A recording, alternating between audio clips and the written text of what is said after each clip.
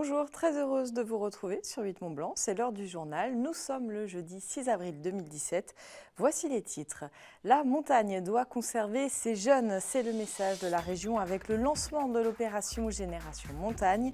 Une centaine de manifestations est organisée durant le mois d'avril pour promouvoir les territoires alpins auprès des plus jeunes. Le lancement officiel avait lieu ce matin à Châtel. Nous irons ensuite à Annecy. Près de 300 lycéens ont simulé pendant plusieurs jours une conférence des Nations Unies. Une belle manière de s'initier à la géopolitique et de susciter, pourquoi pas, quelques vocations. Mais avant, on commence avec une image. Le célèbre monument du plateau des Glières a été vandalisé dans la nuit de mardi à mercredi. Un tag géant symbolisant la croix de Savoie a été découvert accompagné de l'inscription « Vivre libre ou mourir ». C'était la devise des maquisards des Glières. Une enquête est en cours par la gendarmerie puisque le propriétaire, le conseil départemental de Haute-Savoie, a déposé plainte.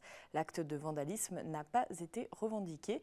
Pour rappel, ce monument a été érigé en 1973 par Émile Giglioli à la mémoire des résistants des Glières. Le constat est clair. Depuis des années, la vitalité des villages et des stations de montagne passe par la jeune génération. C'est dans cette optique qu'Auvergne-Rhône-Alpes Tourisme a officiellement lancé une opération séduction de grande ampleur auprès des 18-25 ans. Génération Montagne, c'est son nom, a donc commencé il y a quelques jours à peine. L'objectif, pérenniser le réflexe montagne chez les jeunes. Emmanuel Jaude nous en dit plus. Aujourd'hui en Savoie-Mont-Blanc, les 12-24 ans ne représentent que 17% de la clientèle d'hiver. Un chiffre qui inquiète les professionnels des stations. Bien décidés à reséduire les jeunes, tous les acteurs du tourisme se sont donc concertés.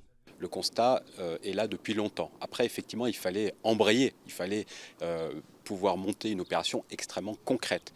Et c'est effectivement Auvergne-Rhône-Alpes Tourisme qui a animé, qui a aiguillé, qui a fait en sorte que l'ensemble des partenaires puissent de nouveau partager ensemble ce constat, mais surtout ensemble de concevoir une opération de ce type. Ensuite, charge à chacun des partenaires de faire des propositions extrêmement concrètes en termes d'offres pour son domaine.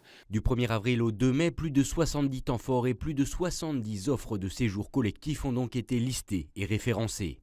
Une véritable invitation pour le jeune public afin de faire valoir la qualité et la diversité des offres trop souvent oubliées. L'idée est au sein de Savoie-Mont-Blanc Junior, déjà de faire connaître ce qui se fait dans les centres de vacances, la richesse des séjours, des thématiques proposées, l'intérêt des départs collectifs. Et maintenant, on travaille sur le fait de mettre ensemble tous les acteurs qui travaillent avec les enfants ou qui ont envie de le faire. Alors les hébergements collectifs, les prestataires d'activités, les prestataires économiques, les remontées mécaniques, pour leur dire il faudrait qu'on fasse une charte. Qui a envie, qui croit à la montagne et les enfants, qui veut s'engager pour les accueillir dans de bonnes conditions. Enfants, ados et jeunes adultes seront donc choyés. Ils représentent en effet le public de demain. À l'heure où les stations misent donc sur les activités 4 saisons, public et privé s'accordent donc pour penser sur plusieurs décennies. Que ces jeunes qui viennent pratiquer une activité de montagne vont peut-être convaincre leurs parents que c'est intéressant d'y aller pendant les vacances. Ils vont peut-être convaincre leurs enseignants, ou d'ailleurs dans ces publics jeunes, il y a peut-être de futurs enseignants, de refaire des classes de découverte ou des classes de neige. Ils vont, si un jour ils sont élus, avoir une politique destinée à la montagne. Moi j'ai fait mes classes de découverte dans le Vercors. J'ai des souvenirs extraordinaires et je crois que ça construit ça aussi. Et puis c'est toutes les valeurs qui sont portées par la montagne. Ça veut dire le fait d'être en collectivité, c'est une première expérience. Le fait d'avoir une éducation sportive, c'est une deuxième expérience. Le fait de découvrir la nature et de la respecter. S'il s'agit là d'une opération sans précédent, Génération Montagne s'articule sur 3 ans et s'inscrit déjà dans la continuité des opérations Printemps du ski et Plan Montagne Jeunes mis en place dans les départements. Et certains jeunes ont d'ailleurs fait le choix de vivre et travailler en montagne. Ils doivent parfois faire face à quelques difficultés. Les hôtels et restaurants traditionnels sont par exemple concurrencés par les gîtes et autres Airbnb qui ont peu de charges d'exploitation. Les hôteliers et restaurateurs, quant à eux, multiplient les heures sans que les clients ne s'en rendent toujours compte. Un exemple avec ce jeune couple de restaurateurs de Saint-Gervais. Ils ont choisi de quitter un emploi de salarié pour se lancer dans cette aventure. Leur portrait signé Alexis-Olivier Sbriglio. À Saint-Gervais, la ferme de Cuplin est un havre de tranquillité pour les touristes. Par contre, de l'autre côté, on s'affaire. Romain sert les petits déjeuners dès 7 h du matin. Exactement, les petits déjeuners, donc tous les jours, à 7 h, il faut être en cuisine pour mettre en route, pour que quand les clients se lèvent, tout soit prêt et qu'ils n'aient pas eu besoin de se rendre compte de tout ce qu'il y avait à faire en amont. Un exemple flagrant, par exemple, pour le restaurant, les gens viennent dîner, quand ils quittent un restaurant, mais ici ou partout, quand ils quittent un restaurant à 10h30 après leur dîner, ils ne se disent pas que nous, on a encore 1h30 ou 2 heures de travail pour terminer, pour ranger, pour remettre en place pour le lendemain et tout ça. Au-dessus du restaurant, il y a 7 chambres. Un hôtel de charme qui marche très bien. Quand on regarde les différents sites internet, il se classe premier dans la station de Haute-Savoie. Un travail de chaque instant, refaire les chambres par exemple. Je pense que les gens n'ont pas conscience de l'implication de ce métier.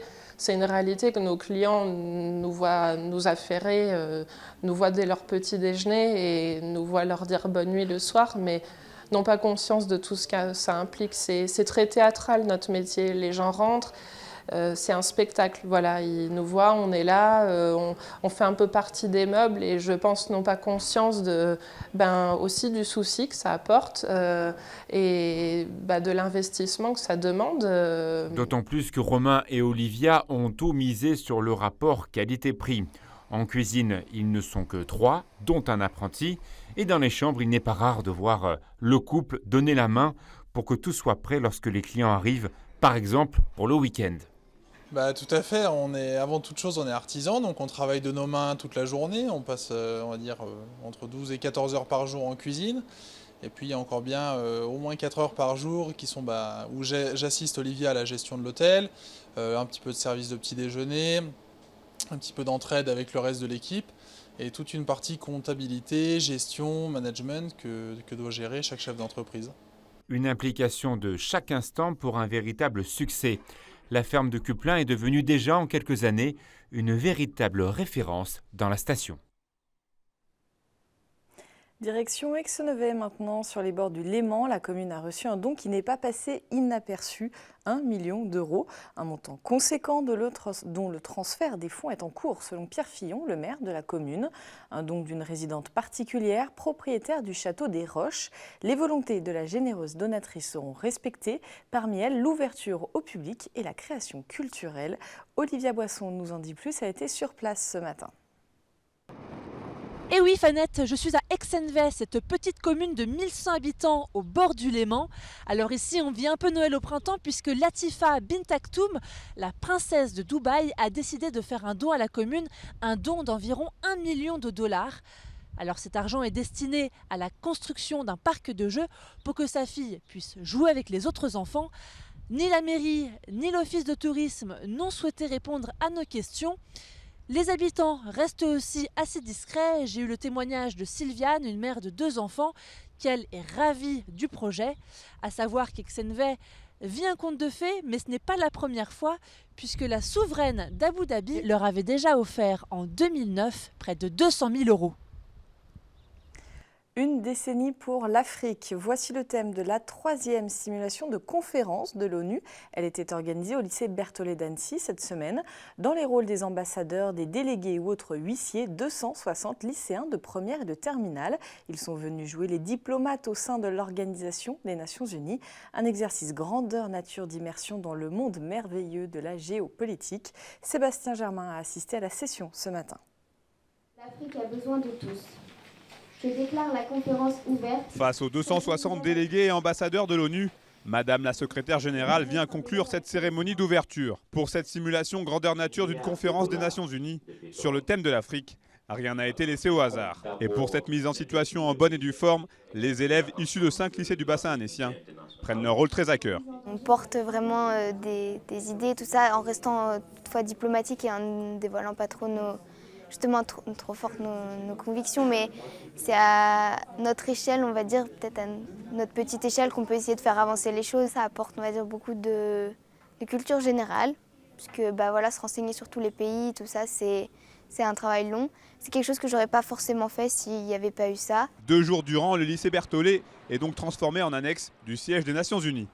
Et comme pour l'organisation internationale, les travaux sont effectués au sein de 6 commissions différentes, ce qui peut donner lieu à des débats parfois passionnés. Vous avez été ambitieux pour le nom de votre projet. Vous êtes à aucun pays développé avec quoi? Les membres des commissions ont également la lourde tâche de devoir rédiger des résolutions visant à aider le pays qu'il représente, chose qui est loin d'être aisée. Surtout un pays comme le Gabon, c'est pas facile parce qu'en fait, je suis censée le défendre alors qu'il y a beaucoup de choses que je suis pas du tout d'accord avec elle. Au niveau du droit des femmes, il y a des choses que je suis pas du tout d'accord. C'est pas une démocratie, c'est pas quelque chose que je défends, donc c'est difficile de défendre des valeurs que je veux pas, quoi. Cette simulation nous permet de découvrir en fait le monde diplomatique avec bien sûr une approche minime, je pense, mais aussi voir les enjeux qu'il y a entre différents pays, découvrir d'autres pays que l'on ne voit pas forcément en programme d'histoire, que ce soit en première, seconde ou terminale. Organisée pour la 3e année consécutive, cette opération pédagogique peut s'apparenter à une alternative aux cours de classe plus traditionnels. Une des grandes réussites pour les éditions précédentes, c'est lorsque des élèves un petit peu réticents au début du projet, après le projet nous disent c'est formidable, ça devrait être constamment comme ça que se déroulent les enseignements. Là, c'est gagné. Cette simulation s'achèvera donc ce jeudi avec la présentation de la résolution numéro 6 du Conseil de sécurité. L'avenir nous dira si certaines propositions de ces jeunes diplomates seront effectives un jour. C'est la fin de cette édition. Merci à toute l'équipe. Merci à vous de votre fidélité à l'info sur 8 Mont Blanc.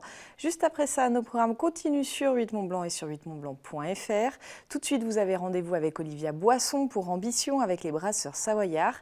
Et puis, dans une petite heure, retrouvez Pauline Courceau dans Vue d'ici, direction la Vallée d'Eau ce soir. Passez une très belle soirée.